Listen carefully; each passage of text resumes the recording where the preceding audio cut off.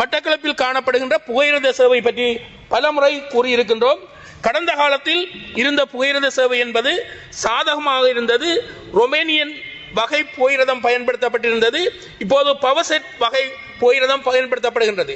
Romanian வகை புகையிரதம் பயன்படுத்தப்பட்ட போது 10 பெட்டிகள் பூட்டப்பட்டிருந்தது. கிட்டத்தட்ட உரங்கள் இருக்கை 1ஆம் வகுப்பு 2ஆம் வகுப்பு காணப்பட்டது.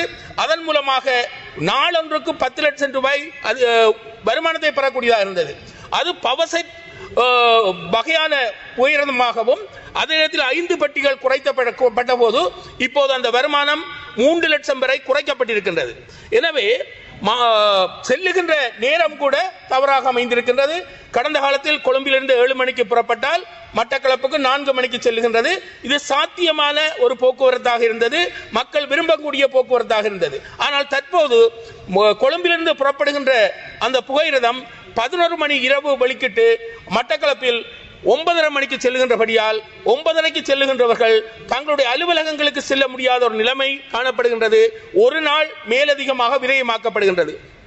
எனவே தயவு செய்து கேண்டீன் வசதிகள் கூட இப்போது இருக்கின்ற பவர்செட் புகையிரதத்தில் இல்லை. எனவே இந்த புகையிரதத்தின் மீது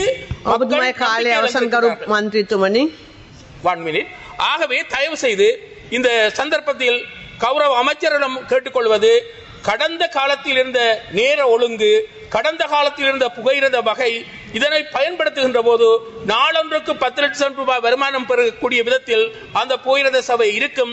7 லட்சம் ரூபாய் அந்த வருமானத்தை இழக்க வேண்டாம் என்று கூறி எனது உரையை நிறைவு செய்கின்றேன்.